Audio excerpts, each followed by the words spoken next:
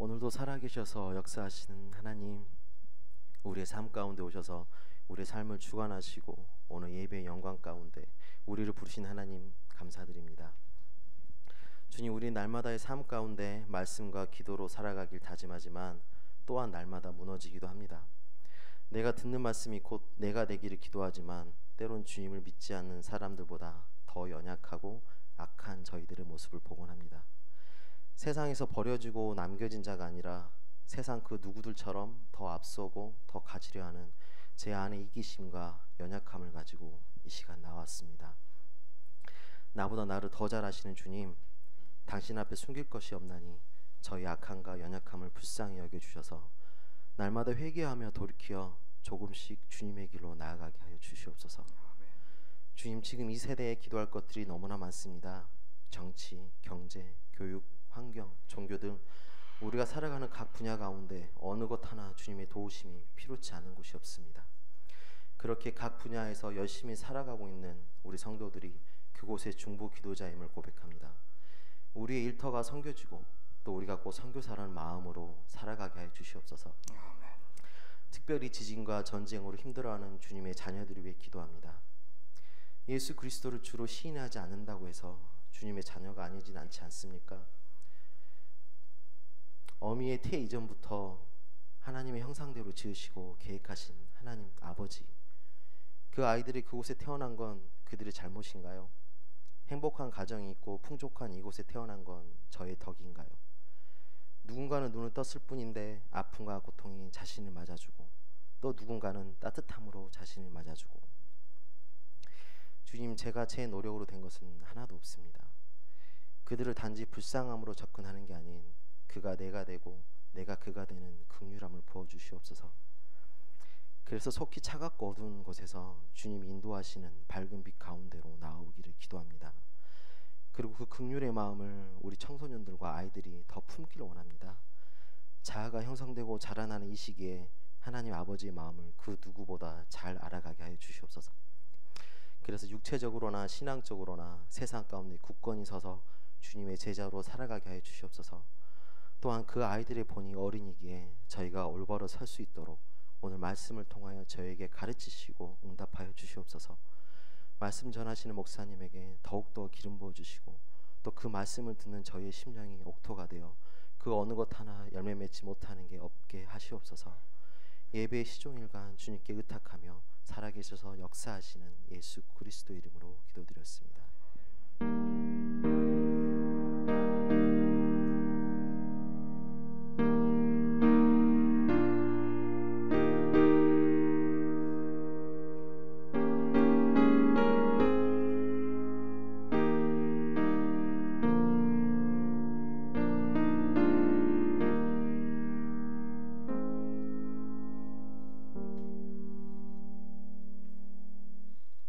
주의 말씀 같이 나누겠습니다. 오늘 저녁에 주신 하나님의 말씀은 마태복음 13장 1절에서 10절까지입니다. 마태복음 13장 1절에서 10절까지 말씀을 저희 여러분이 한 목소리로 같이 공독하겠습니다. 말씀 나눌까요? 시작. 그날 예수께서 집에서 나가사 바닷가에 앉으심에 큰 무리가 그에게로 모여들거늘 예수께서 배에 올라가 앉으시고 온 무리는 해변에 서 있더니 예수께서 비유로 여러 가지를 그들에게 말씀하여 이르시되, 씨를 뿌리는 자가 뿌리러 나가서 뿌릴새 더러는 길가에 떨어짐에 새들이 와서 먹어버렸고, 더러는 흙이 얕은 돌밭에 떨어짐에 흙이 깊지 아니하므로 곧 싹이 나니, 해가 돋은 후에 타서 뿌리가 없으므로 말랐고, 더러는 가시떨기 위에 떨어짐에 가시가 자라서 기운을 막았고, 더러는 좋은 땅에 떨어짐에 어떤 것은 100배, 어떤 것은 60배, 어떤 것은 30배의 결실을 하였느니라. 귀 있는 자는 들으라 하시니라.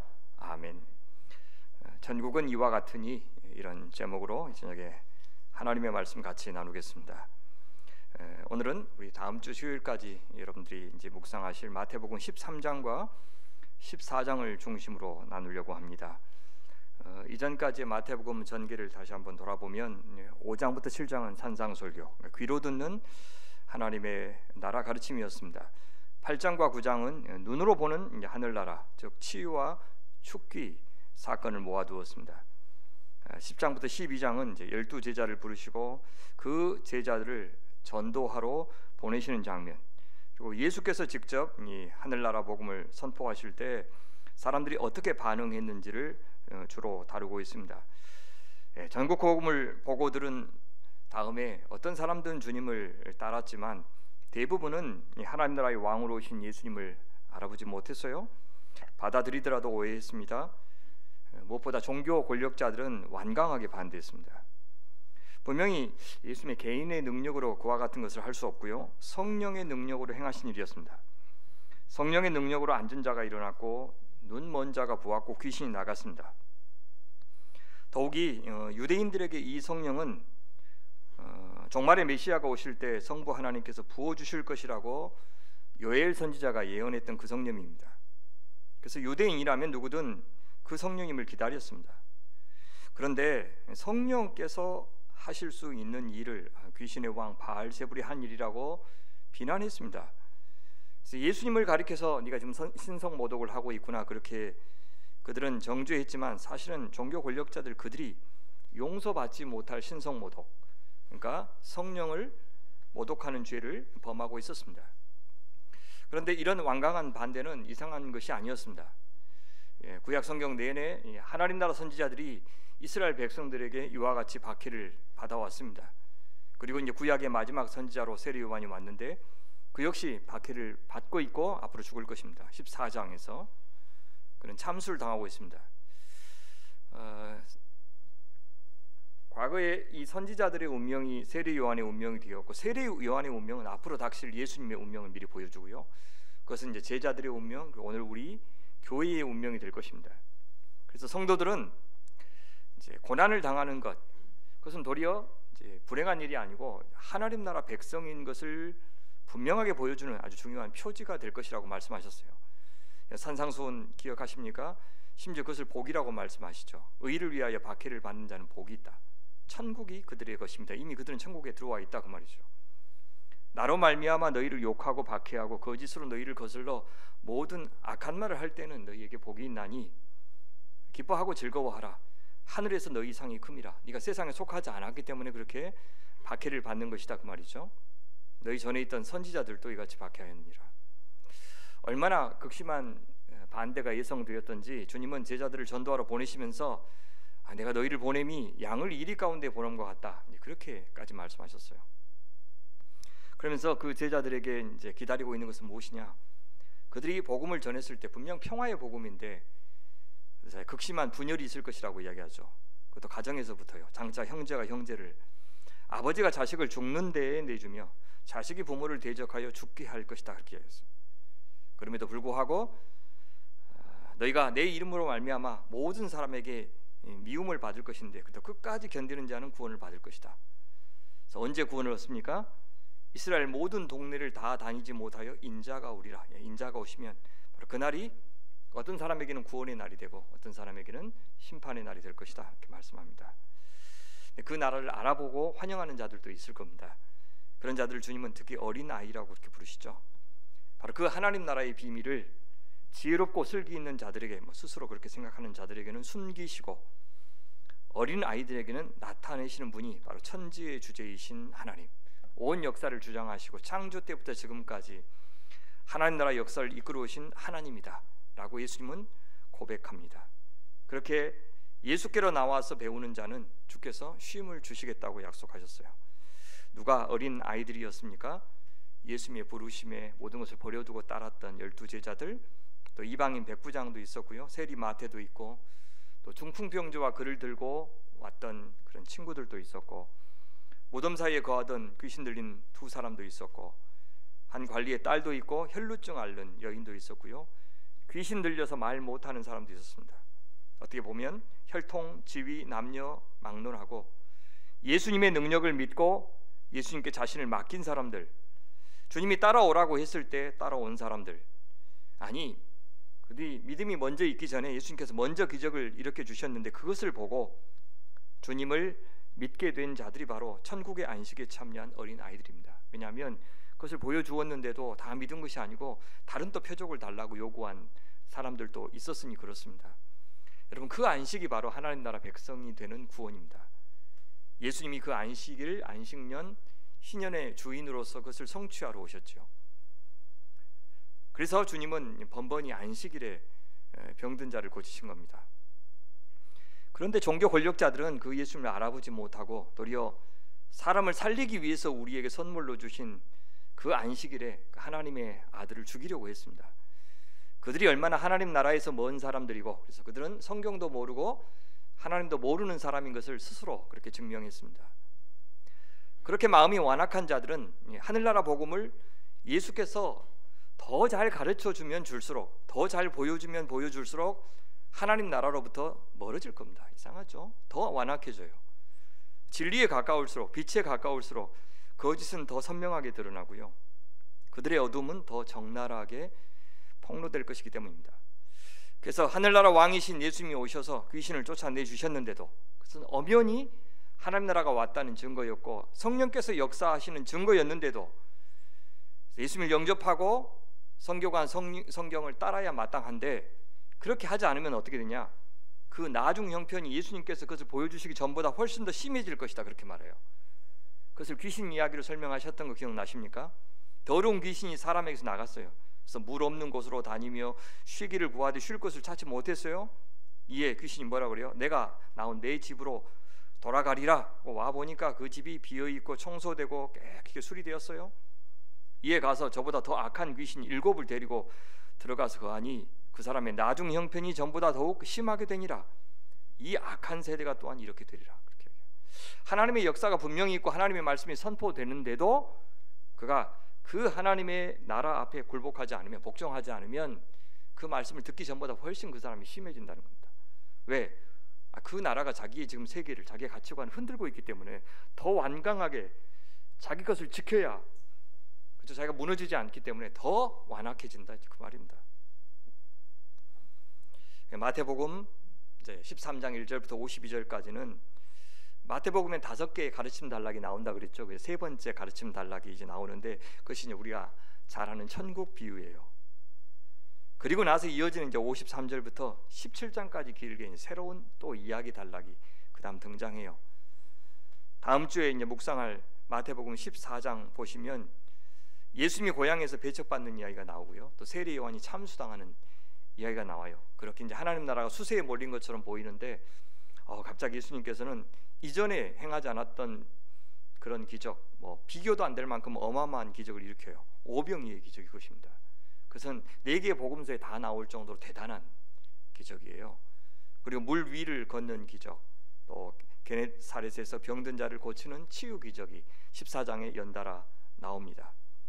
그러니까 이제 여기서부터는 더 분명하게 예수님이 메시아로서 기적을 일으키시는 것을 볼 수 있어요. 이전에는 기적을 일으키고도 그냥 말하지 말라고 그랬잖아요.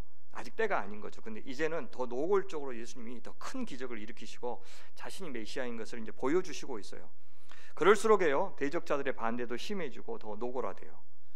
그 과정에서 제자들이 얼마나 큰 혼란에 빠지겠습니까? 물론 처음에는 베드로처럼 주는 그리스도시요 살아계신 하나님의 아들이십니다 라고 이제 메시아로 예수님을 알아보는 놀라운 고백도 하지만, 곧바로 예수님이 돌아가신다고 하니까 그가 이제 강하게 반발하는 모습도 나오죠. 그러니까 그가 기대했던 메시아가 아니었던 거죠. 그래서 나중에 그들이 이제 십자가 앞에서 배반하고 도망할 사람들인 것을 미리 보여주는 겁니다. 천국 복음이 더 선명하게 전해질수록 누가 하나님 나라에 속한 사람인지, 누가 믿음의 사람인지, 아니면 누가 하나님 나라를 대적하는 사람인지가 더 선명하게, 더 분명하게 이제 갈리는 것을 볼 수가 있습니다. 오늘 저희가 좀 더 이제 자세히 살필 천국 비유는 이런 현상을 비유로 설명하고 있는 겁니다. 그래서 이제 마태복음만이 아니라 이제 마가복음에서도 이제 또 누가복음에서 나오는데요. 어쩌면 1차 독자들에게, 마태복음의 1차 독자들에게 큰 질문 하나가 있었던 것 같아요. 다 비슷한 질문들인데요. 왜 예수님이 부활하셔서 하늘 보좌 우편에 앉아서 다스리시는데 복음 전하는 사람들은 계속 고난받고 또 복음을 박해하는 자들에게는 심판이 임하지 않는 것인가? 왜 이렇게 하나님 나라의 복음을 받아든 사람들은 적은가? 왜 교회는 이렇게 수세에 몰려 있는가? 정말 우리가 믿고 있는 진리는 진리 맞는가? 천국이 이미 이 땅에 임했고 하나님의 통치가 예수님을 통해서 시작되었다고 하는데 그게 맞는 말인가?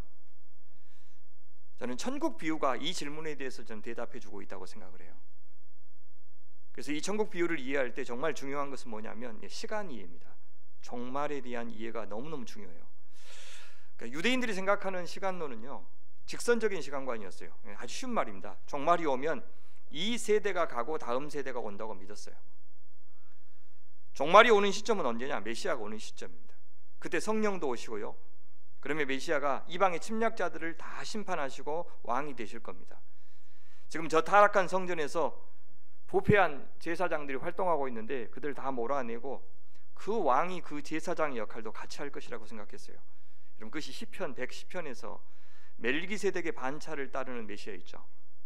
왕이면서 동시 제사장이었던 그분이 성취될 것이다.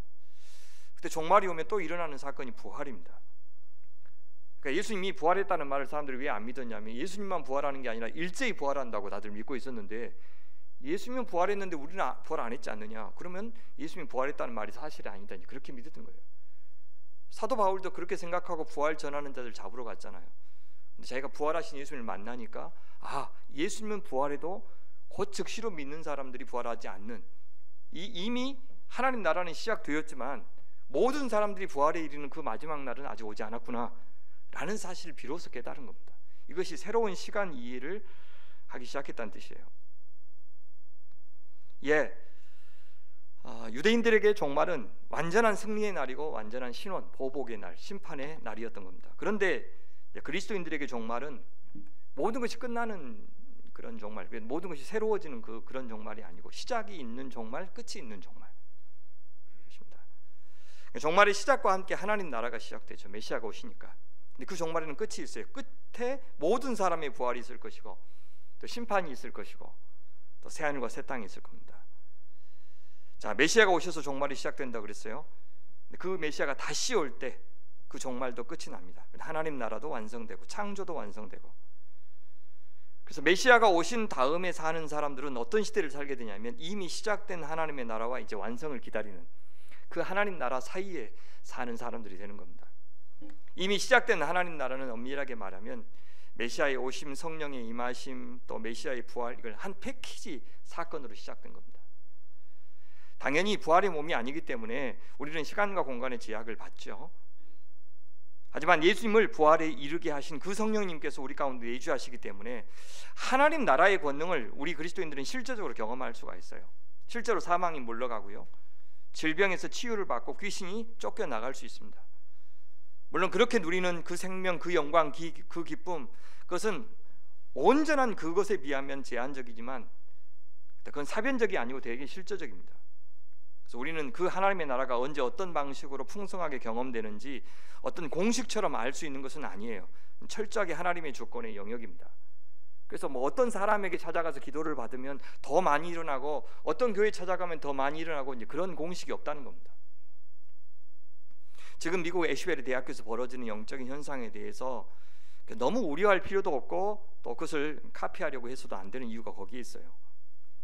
그렇다고 저것을 사탄의 역사라고 단정 지을 수는 없어요. 그렇다면 아무리 단발적인 현상이라 할지라도 우린 성령께서 어떻게 일하실지를 저는 기대하며 보는 것이 도리라고 생각을 해요. 하지만 분명한 것 하나는 있습니다.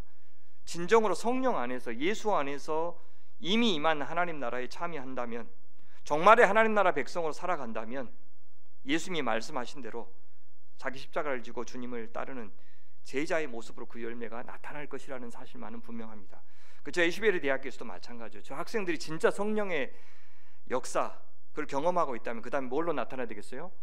십자가를 지는 제자의 삶으로 그들이 나타날 때, 그리고 만몬 세상에서 만몬을 거스르며 살아가는 그런 대학생이 될 때, 그게 진짜 부흥인 것이죠. 결코 승리주의적인 방식으로 이해해서는 안 된다는 겁니다.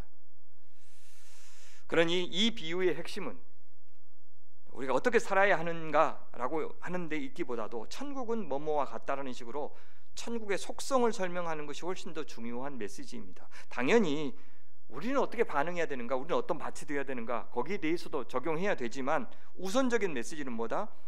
하나님의 주권 아래에서 진행된 하나님 나라는 절대 실패하지 않고 여전히 변함없이 진행되고 있으니, 마치 이것이 진리가 아닌 것처럼 오해하지 말라, 하나님 나라가 임하지 않은 것처럼 오해하지 말라, 그런 메시지를 주는 것이 우선이라는 겁니다.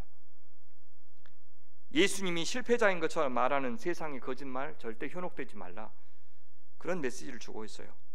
그리고 그리스도인들이 고난받고 지금 박해받는 것 전혀 이상한 일 아니다 라는 메시지를 주는 겁니다.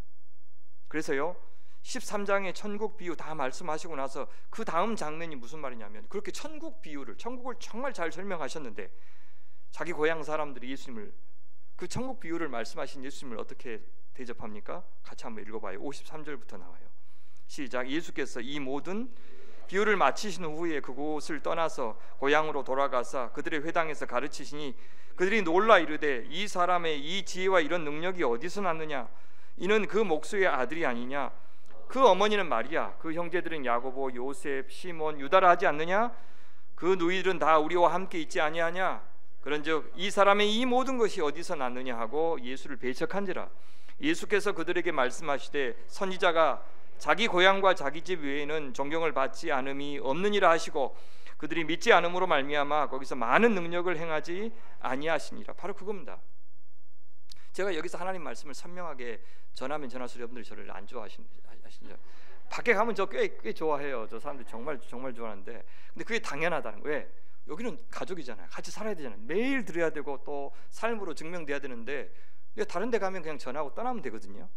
그분들이 나를 뭐 엄청 좋아하더라도 2번, 3번 그 말 전하면 싫어할 거죠. 그렇죠? 그러고 나서 바로 다음에는 더 이제 그 심한 사건, 세례 요한이 참수당하는 이야기가 바로 이어져요. 그 다음에 그 참수당한 이야기는 예수님이 배척받는데 그치지 않고 나중에는 이제 죽임을 당할 것이다 라는 것을 보여줘요. 하나님 나라가 실패한 것처럼 보이죠. 근데요 구약의 마지막 선지자가 허망하게 그렇게 돌아가셨는데 그 다음에 바로 예수님 마치 제2의 출애굽을 행하는 모세 같은 그런 엄청난 이적을 행하셔요. 오병이의 기적. 이 기적을 경험한 사람들, 현장에 있었던 사람들은요 누구든지 한 사람도 예외 없이 와, 저 예수가 바로 모세가 예언했던 바로 그 나와 같은 선지자라고 했던 바로 그 선지자가 오셨다 이렇게 생각했을 겁니다. 실제 요한복음을 보시면요 이 기적을 경험한 사람들이 예수님을 붙잡아서 왕으로 삼으려고 했다는 말이 나오잖아요. 아주 당연한 반응입니다. 뭐 흥분했겠죠. 예수님을 하나님의 아들로 이해한 것은 아닐지라도 적어도 그를 제2의 모세로는 기대했어요. 그리고 나서 이어지는 기적은 뭡니까? 물 위를 걷는 기적, 이것은 홍해를 가른 기적을 재현한 겁니다. 물론 제자들만 경험했지만 이것은 아무리 세례 요한을 죽일 만큼 이 시대가 하나님 나라를 반대해도 그 나라의 거센 전진 절대 막을 수 없다는 것을 보여주는 겁니다. 그러니 제자들은, 1차 독자들은 아니 오늘 우리 시대의 교회는 절대 박해 앞에서 두려워하지 말고 십자가가 기다리도 두려움 없이 하나님 나라를 계시하며 그 시간을 향해서 나아가시는 이 예수님 따라야 한다 이렇게 촉구하고 있는 겁니다. 하나님께서 반드시 풍성하게 추수할 날 올 것이니 믿음 포기하지 말고 끝까지 견디라. 그래서 하나님의 구원에 이르라 그렇게 말씀하시는 겁니다. 13장에는 8개의 천국 비유가 나와요. 가장 유명한 씨 뿌리는 자의 비유가 제일 먼저 나오죠. 그리고는 그 비유를 이제 해석해주고 있습니다. 나중에 좀 살필게요. 두 번째 이어지는 것이 밀과 가라지 비유입니다. 여기서 강조하는 것이 바로 이미와 아직 사이에 바로 그 긴장이에요. 종말의 시대. 이 기간 동안 사탄이 활동할 것이고 그래서 많은 유혹과 미혹이 있을 것이고 그러니 우리 그리스도인들은 잘 분별해서 마지막에 주께서 심판하실 때까지 인내해야 된다. 그 메시지를 주고 있어요.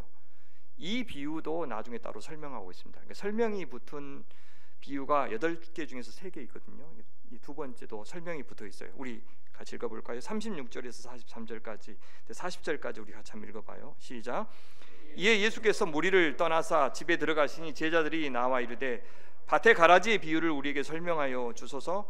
대답하여 이르시되 좋은 씨를 뿌리는 이는 인자요 밭은 세상이요 좋은 씨는 천국의 아들들이요 가라지는 악한 자의 아들들이요 가라지를 뿌린 원수는 마귀요 추수 때는 세상 끝이요 추수꾼은 천사들이니 그런즉 가라지를 거두어 불에 사르는 것 같이 세상 끝에도 그러하니라. 다시요. 여기서 분명 밭은 교회가 아니라 뭐라고 부릅니까? 다시 보세요. 잘 뭐라고요? 세상이니 그렇게 세상이라고 얘기하죠. 그러니까 이 세상이 나중에 심판당하고 새 하늘과 새 땅이 될 것인데 그때까지는 이 세상 안에 의인과 악인, 하나님의 백성과 하나님의 백성 아닌 자가 공존할 것이다. 분명히 그렇게 말씀하죠. 근데 신천지 이만희 선생께서는 어떻게 말해요? 여기 밭을 교회라고 굳이 주장하잖아요. 분명히 세상이라고 되어 있는데, 그러면서 교회 안에 알곡과 가라지가 있다. 세상에서 전도할 생각하지 말고 교회 와서 추수할 사람, 알곡 찾아야 된다.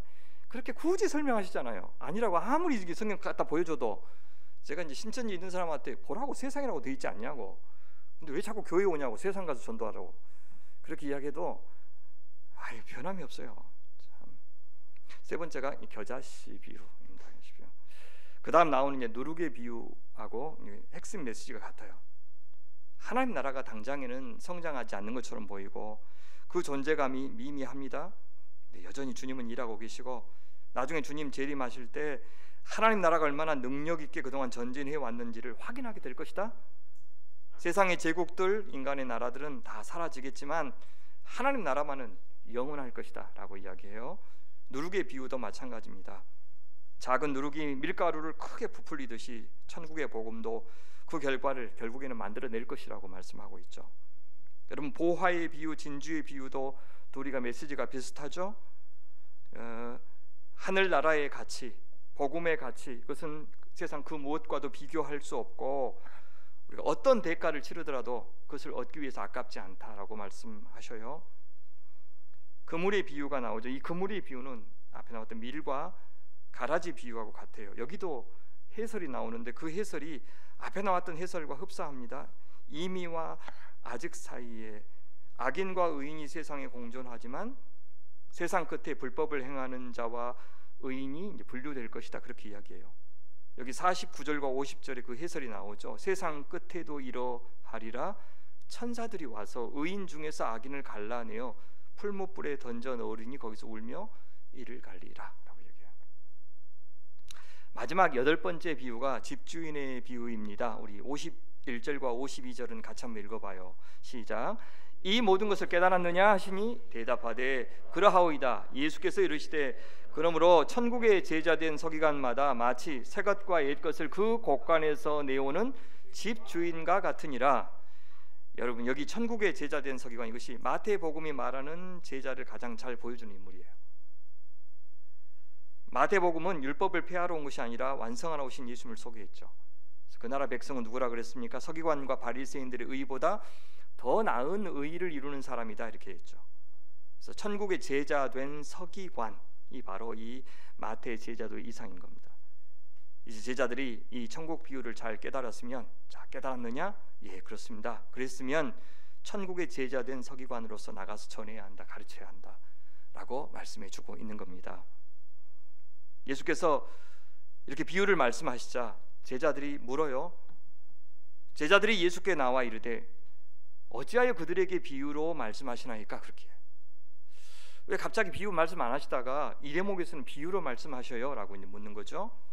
근데 평상시 예수님이 비유로 말씀하신 경우가 거의 없었다는 것을 보여주는 질문입니다.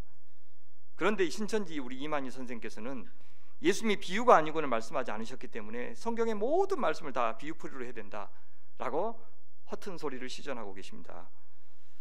물론 이만희 선생께서 아무 근거 없이 그런 주장을 하는 것이 아닙니다.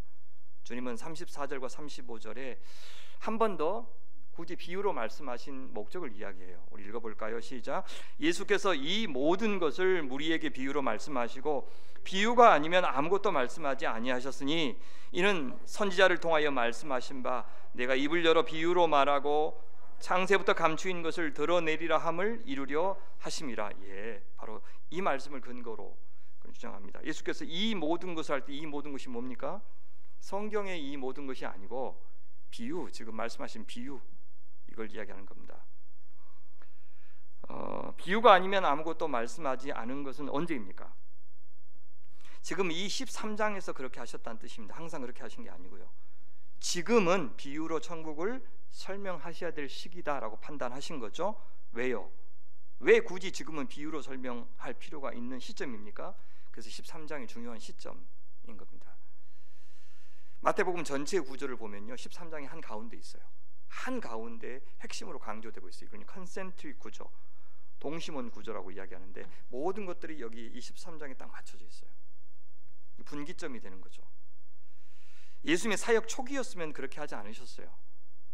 사역 초기부터 나타나셔서 갑자기 비유로 말씀하시면 정말 이렇게 미친 사람 취급을 받았을 수도 있어요. 정말 무슨 신나라 까먹는 소리 같이 전혀 못 알아들었을 수 있어요. 근데 예수님이 지금 충분히 하나님 나라 말씀을 전하셨죠. 그리고 보여주기도 하셨어요. 이적도 행하시고. 모르긴 몰라도 갈릴리 사람 중에 이 예수님 모르는 사람 거의 없었을 겁니다. 다만 그분을 어떤 존재로 이해했느냐는 달랐죠. 그것에 따라서 영접하기도 했고 거절하기도 했고, 아니 영접해도 자기들만 이해하는 방식으로 예수님을 영접했죠. 베드로를 우리가 보면서 알 수가 있듯이. 근데 예수님은 이제 자신이 어떤 메시아인지 조금 더 자세히 정확히 보여주실 때가 되었다고 판단한 겁니다. 그래서 잘 보여주면 잘 보여줄수록 어떻게 된다고요? 더 옥석이 가려진다 그랬죠.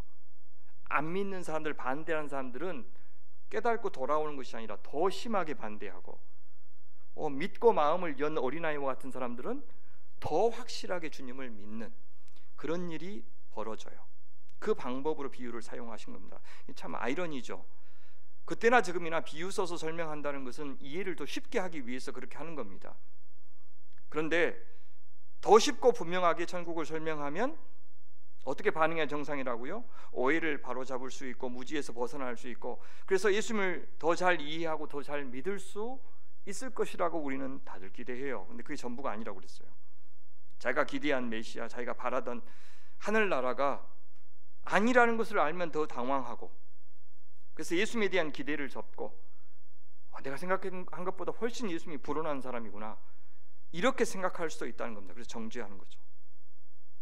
이렇게 비유를 통해서 예수님 자신과 천국을 설명하면 말씀을 전할 때보다 또 기적을 행할 때보다 더 선명하게 이제 어둠과 빛이 갈라지게 될 겁니다.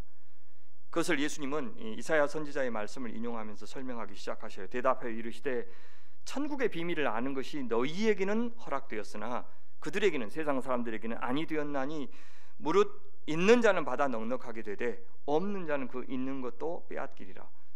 이미 예수님을 영접한 자들은 이 비유를 듣고 더 풍성하게 하나님 나라 복음을 이해하겠지만, 믿음이 없는 자들, 스스로 지혜롭다고 생각하는 자들은 있는 것마저 그나마 빼앗기게 될 것이다, 그렇게 이야기해요. 그러면서 이미 이사야 선지자가 썼던 방법이라고 말씀하셔요. 그러므로 내가 그들에게 비유로 말하는 것은 그들이 보아도 보지 못하며 들어도 듣지 못하며 깨닫지 못함이니라 하면서 14절부터 말씀하셔요. 우리 같이 읽어볼까요? 시작. 이사야의 예언이 그들에게 이루어졌으니 일러스되 너희가 듣기는 들어도 깨닫지 못할 것이요 보기는 보아도 알지 못하리라. 이 백성들의 마음이 완악하여져서 그 귀는 듣기에 둔하고 눈은 감았으니 이는 눈으로 보고 귀로 듣고 마음으로 깨달아 돌이켜 내게 고침을 받을까 두려워함이라 하였느니라. 오해할 수 있는 인용인데요, 아니 회개하고 싶어도 하나님이 회개하지 못하게 만들도록 비유 말씀하시다 그렇게 들리기 때문에 오해할 수가 있죠. 그런 뜻이 아니에요. 여러분, 이 인용은요 이사야 선지자를 부르시는 그 소명하시는 대목에 나오는 말입니다. 더는 가망 없는 이스라엘을 향해서 누가 갈 거라고 주께서 탄식하시죠.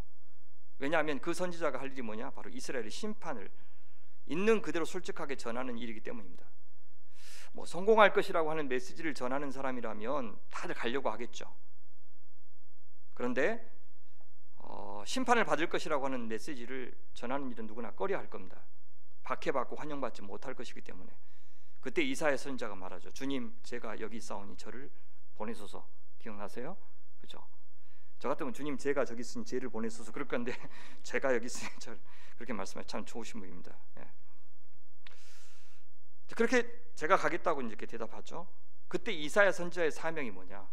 주께서 그에게 주신 사명이 바로 듣기는 들어도 깨닫지 못하고 보기는 보아도 알지 못하게 만드는 것. 이사야 선지자가 메시지를 더 선명하게 전할 것이고, 그러면 완악한 자들은 더욱 완악해질 것이다, 그 말이에요. 본의 아니게 회개할 귀를 막고 눈을 멀게 하는 역할을 하러 보내신 거죠. 근데 지금 예수님의 비유가 바로 이사야 선지자의 메시지 같은 역할을 한다는 그런 뜻입니다. 이 천국의 비유는요, 그런데 이사야의 메시지와는 비교할 수도 없어요. 왜요? 이 메시지는 성취의 메시지라서 그렇습니다. 구약에서 그토록 기다리던 그 하나님 나라가 왔다는 소식이기 때문에 그래요. 더 선명한 메시지, 그림자가 아니라 지금 실체를 보여주는 메시지이기 때문에 이사야 선지자의 말보다 훨씬 더 강력한 메시지입니다. 그래서 이렇게 말씀하시죠. 16절 17절 말씀 같이 읽어요. 시작. 그러나 너희 눈은 봄으로 너희 귀는 들음으로 복이 있도다. 왜요? 내가 진실로 너희에게 이르노니 많은 선지자와 의인이 너희가 보는 것을 보고자 하여도 보지 못하였고 너희가 듣는 것들을 듣고자 하여도 듣지 못하니 그들은 그림자의 시대에 살았기 때문에 오늘 이 실체이신 예수님 하나님 나라 못 봤다. 너희들은 보고 있다. 더 선명한 빛이죠. 더 선명한 진리가 전해져요. 그러니 그걸 반대하는 사람들은 훨씬 더 충격이 클 것이고 자기가 훨씬 더 강력하게 도전받는다고 느끼겠죠. 한 번 더 뒤에서 예수님은 그것을 이렇게 설명하셔요. 아까 우리가 인용했던 그 말씀 있죠. 예수께서 이 모든 것을 우리에게 비유로 말씀하시고 비유가 아니면 아무것도 말씀하지 아니하셨으니, 그러니까 비유라는 강력한 지금 도전이 지금 필요했으니 그 말이죠. 왜? 이는 그 이유는 선지자를 통하여 말씀하신 바, 구약에서 말씀하신 바 내가 입을 열어 비유로 말하고 창세부터 감추인 것을 드러내리라 했던 그 선지자의 말을 성취하기 위해서 비유로 말씀하시다. 그렇게.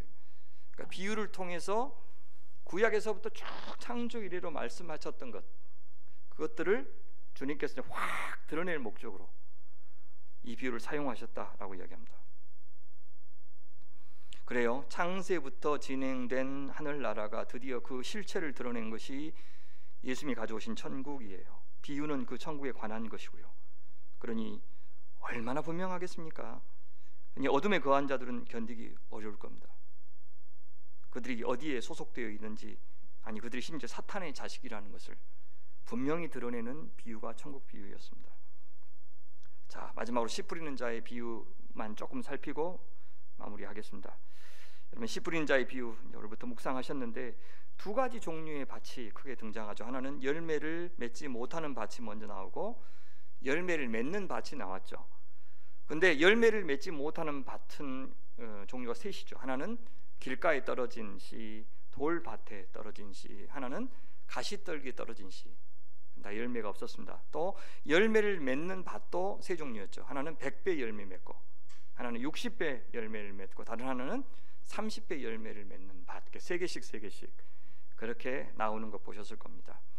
당시 농부는 바람을 이용해서 이렇게 바람이 부니까 위에다 이렇게 하면 밭에도 떨어지고 길가에도 떨어지고 돌밭에도 떨어지고 또 가시떨기도 떨어지고, 우리가 누가 의도적으로 길가에 씨 뿌리는 사람이 있겠습니까? 그냥. 그래서 당시 농부들은 다 그냥 이해하는 그런 비유였습니다. 그렇게 우리가 천국의 복음, 하나님의 말씀을 전할 때 그 씨를 받는 자의 상태가 어떤지 우리는 알지 못한다는 뜻입니다. 그래서 열매 맺지 못했다고 해서 그 씨가 문제가 있다 그렇게 속단해서는 안 된다는 것이죠. 물론 씨가 온전해야 하지만 받는 밭도 책임이 있다고 말씀하시는 겁니다. 세 가지 열매 맺지 못하는 밭에 대해서 이렇게 설명하셔요. 본문만 우리 쭉 읽어볼까요? 씨를 뿌리는 자가 뿌리러 나갔는데, 뿌릴새 덜어는 길가에 떨어지며 새들이 와서 먹어버렸고, 덜어는 흙이 얕은 돌밭에 떨어지며 흙이 깊지 아니하므로 곧 싹이 나오나 해가 돋은 후에 타서 뿌리가 없으므로 말랐다 그러고요. 덜어는 가시떨기 위에 떨어지며 가시가 자라서 기운을 막았다. 그래서 열매 맺지 못했다 그래요. 자, 그리고 그것을 하나씩 설명하시죠. 뒤에 19절 보시면 아무나 천국 말씀을 듣고 깨닫지 못한 때는 악한 자가 와서 그 마음에 뿌려진 것을 빼앗나니 이는 곧 길가에 뿌려진 자요라고요. 누구를 가리킬까요? 말씀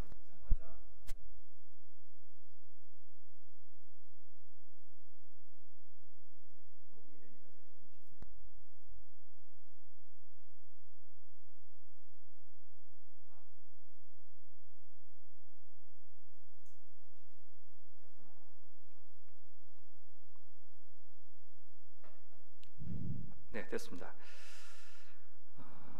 여기 길가에 떨어진 씨는 우리 마태복음에 나오는 누구를 가리키냐면 종교 권력자들, 서기관과 바리새인들 있죠. 가장 완악하게 듣자마자 자기들이 너무 확신이 강하니까 예수님을 반대했던 그런 사람들을 가리키는 완전히 악한 자, 사탄에게 바로 그 하나님의 말씀을 빼앗기죠. 두 번째, 20절에 돌밭에 떨어진 씨를 설명합니다. 돌밭에 뿌려졌다는 것은 말씀을 듣고 즉시 기쁨으로 받되 그 속에 뿌리가 없어 잠시 견디다가 말씀으로 말미암아, 말씀 때문에 환난을 당하죠. 천국 복음을 갖고 있기 때문에 환난을 당한다고 그랬습니다. 그래서 말씀으로 말미암아 환난이나 박해가 일어나는데 그 이상한 일 아닌데, 그게 오히려 하나님 나라 백성의 표지인데 오히려 넘어지는 자, 예수님을 자신들이 기대하던 메시아로 생각했죠. 자기가 얻고 싶은 것 예수님 통해서 얻을 수 있다고 생각했습니다. 아마 이 팔레스틴 땅의 독립, 그다음에 권력, 그런 거죠. 제자들도 그걸 기대했죠. 그래서 영광의 좌우편을 구했던 제자들 생각나시죠? 근데 예수님이 돌아가시고 자기들에게 핍박의 광풍이 올 것을 예상하고 이제 변자라고 말했던 제자들, 그들이 바로 이 돌밭에 떨어진 씨 같은 사람들이죠.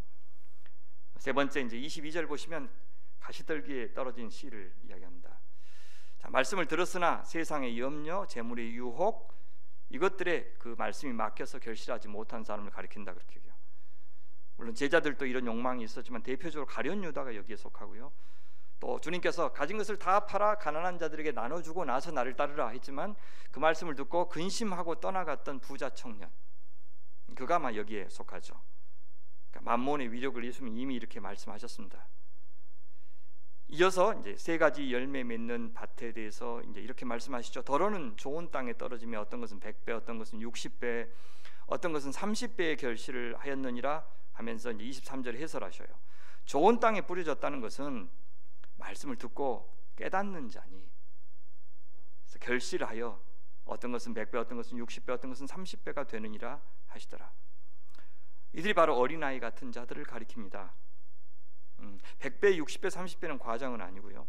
지금은 미미하지만 나중에는 창대하게 될 것이라고 말씀했는데, 나중에 나오는 겨자씨 비유나 누룩의 비유도 마찬가지죠. 물론 잃어버린 것도 있지만 하나님 나라는 실패하지 않을 것입니다. 그러니 낙담하지 말라고 제자들에게 말씀해 주시는 겁니다. 말씀을 맺겠습니다. 이렇게 이제 우리는 다음 주까지 마태복음 13장, 14장을 통해서 조금 더 진전된 하늘나라 메시지를 듣게 될 것이고, 좀 더 분명하게 예수께서 자신을 메시아로 드러내는 기적도 경험하게 될 것이고, 그것 때문에 핍박도 더 노골화되겠지만 이 비유가 우리에게 말해주듯 하늘나라 복음을 결코 이렇게 깨뜨릴 수 있는 것은 아무것도 없다는 것도 보여줄 겁니다. 그래서 우리가 지금 하나님 나라 복음을 위해서, 예수님을 위해서 사는 것 결코 헛수가 아니고요, 하나님의 일에 참여하고 있는 이것이 얼마나 큰 복인지를 알아야 된다라고 말씀해 주는 것 같습니다. 세상은 지금도 늘 강자편에 서라고 말합니다. 눈에 보이는 결과가 있을 때만 의미 있다고 말하기도 합니다. 교회도 그래왔죠. 그것이 교회의 타락을 불러왔습니다. 하지만 우리에게는 그보다 더 중요한 것이 있는데, 내가 그 하늘나라 복음을 왜곡 없이 잘 전하고 있는지를 돌아보는 것이 중요하고요. 그래서 사람들이 예든지 아니오든지 환영하든지 박해하든지 둘 중 하나를 분명하게 반응할 수 있도록 분명하게 잘 전하고 잘 보여주는 것이 우리에게 중요하다는 것 말해주고 있습니다. 또 부족하고 부끄럽긴 하지만 그래서 최선을 다해서 그 천국 복음을 전하고 보여주었다면 이제 그 결과에 대해서는 저는 하나님 앞에 맡길 수 있어야 된다고 생각합니다. 제가 복음을 전해서 잘못해서 저희 공동체가 어려워지는 것이야 하나님 앞에 제가 대답해야 되지만, 한다고 했는데도 하나님이 우리가 원하는 만큼 되지 않았다고 해서 그것이 누군가의 실패다라고 말해서도 안 되고요, 엉터리같이 전했는데 사람들이 많았을 때 그것을 성공이라고 말하는 것도 우리는 정말 조심해야 됩니다. 그 천국의 복음에 대한 우리 자신의 반응도 주님께서 분명히 요구하십니다. 우리가 어떤 밭인지 잘 살피라고 하시죠. 또한 그 천국 복음의 가치를 우리는 얼마나 대단한 것으로 알고 있는지를 묻고 계셔요. 다른 말로 하면 예수님의 보혈의 피값이 넌 대체 얼마의 값어치가 있다고 생각하느냐. 저 밭에 감추인 보화를 보면서 저 내 재산을 다 팔아가지고 저 밭을 살 정도로 나는 그 보화의 가치를 인정하고 사느냐. 그것은 예수님이 너의 전부를 다 걸고서라도 얻을 만한, 섬길 만한, 충성할 만한 그런 대상으로 정말 너는 생각하고 있느냐, 그렇게 말해주고 있는 것이죠. 우리는 죽을 때까지 그 싸움을 싸울 겁니다. 우리 목숨 다할 때까지. 그래서 하나님 나라 위하보다 내 자식들한테 다 넘겨주고 나중에는 사람 내 이름 남기려고 안간힘을 쓰는 사람들 세상에 얼마나 많습니까? 그렇게 끝까지 우리는 그것과 싸우다가 누가 내 주인이냐, 너는 누구를 사랑했느냐, 누구에게 충성할 것이냐, 너는 어떤 나라를 위해서, 누구의 이름을 위해서 이 땅에 살다가 나한테 왔느냐? 그런 질문 앞에 우리가 서야 될 날 생각하면서 이 땅 살아야 할 것입니다. 그것이 오늘 천국 비유를 통해 주님께서 우리에게 이제 도전하시는 메시지죠. 선명하게 너는 누구 편에 서느냐? 너는 빛이냐 어둠이냐? 그런 도전 앞에 우리가 담대하게 저 주님만 사랑합니다, 저 부족하지만 주님 뒤만 따르겠습니다, 이렇게 대답하는 하나님의 사람들, 광주소명교회 성도님들 되시기를 간절히 축원합니다. 하나님 아버지, 이 시간도 천국의 말씀으로 저희를 먹이신 것을 감사합니다. 오 하나님, 오해하지 않도록 아주 분명하게 천국의 복음을 우리에게 들려주셨사오니 이제 저희가 대답할 수 있도록 도와주시옵소서. 우리 주 예수 그리스도 외에 더 귀한 것 우리 앞에 두지 않게 하시고, 그리스도의 핏값을 아버지 하나님 값싸게 만드는 일 절대 하지 않게 도와주시고, 저희의 모든 말과 삶 속에서 그리스도만 드러내고 하나님 나만 드러내는 하나님의 사람들로 살게 하여 주시옵소서. 그리하여 세상이 우리 앞에서 예와 아니요 둘 중에 하나만 대답하게 만드는 선명한 복음의 사람, 복음의 교회 되게 하여 주시옵소서. 천국의 제자된 서기관으로 깨달은 만큼, 알려주신 만큼, 드러내신 만큼, 경험하게 하신 만큼, 감동 주신 만큼 세상 앞에 아버지 하나님 그 복음을 드러내고 전하는 하나님의 교회 되게 하여 주시옵소서. 이를 위해서 수종자로 부르신 사역자들, 선교사님들 어디에 있든지 간에 아버지 하나님 그 결과가 나타나든지 그렇지 않든지 간에 낙심하지 않고 여전히 주의 성령께서는 역사하시고 하나님께서는 당신의 때 당신의 일을 감당하시는 줄 믿고 아버지 하나님 마지막 영광 기다리면서 충성 다하며 끝까지 견디는 하나님의 사람들 되게 하여 주시옵소서. 수연이와 함께 하시고 성령께서 죽은 자를 살리셨던 그 능력으로 치유하시고 깨끗하게 하시고 그의 몸만이 아니라 마음과 영혼과 아버지는 그의 가치관까지 새롭게 하시고 그의 가족도 변화시키시고 그러한 모든 사람들이 우리 하나님의 역사를 보게 하여 주시옵소서. 정보영 성사님 돌고 돌아서 센터에 무사히 도착하게 하신 것 감사합니다. 귀한 동역자들과 만나게 하시니 감사합니다. 이제로 하나님 앞서서 일하시고 선한 분별력을 더하시고 지혜를 도와셔서 우리가 듣는 이 복음, 이 말씀을 아버지 하나님 와기부족들도 들을 수 있도록 하나님 도와 주시옵소서. 건강 중에 안위하시고 온갖 영적인 싸움 가운데에서 우리 주님의 능하심을 경험하도록 도와 주시옵소서. 트리키에 시리아 하나님 그 고통 우리가 만분의 일 천만분이라도 헤아릴 수도 없고 같이 경험할 수 없습니다. 주님 긍휼히 여기시고 불쌍히 여기셔서 그곳에 필요한 손길들 제때에 도착할 수 있게 도와주시옵소서. 치료받을 수 있도록 도와주시옵소서. 간구한 이슬람의 세력들이 하나님 이 가운데 이 복음의 능력으로 사랑으로 깨어질 수 있도록 도와주시옵소서. 우크라이나와 러시아에도 평화의 소식이 들려올 수 있도록 하나님 역사하여 주시옵소서. 성도들이 수요 예배를 통해서 성령 앞에 서게 도와주시고 성령의 자유로우시고 능하신 역사, 우리를 깨뜨리시며 우리를 새롭게 세우시는 그 역사를 간절히 기대하며 모일 수 있도록 도와주시옵소서. 성령으로 새롭게 되는 교회 되게 하여 주시옵소서. 우리 주기도문으로 예배 마치겠습니다. 하늘에 계신 우리 아버지여, 이름이 거룩히 여김을 받으시오며 나라가 임하옵시며 뜻이 하늘에서 이루어진 것 같이 땅에서도 이루어지이다. 오늘날 우리에게 일용할 양식을 주옵시고 우리가 우리에게 죄 지은 자를 사하여 준 것 같이 우리 죄를 사하여 주옵시고 우리를 시험에 들게 하지 마옵시고 다만 악에서 구하옵소서. 되게 나라와 권세와 영광이 아버지께 영원히 있사옵나이다. 아멘.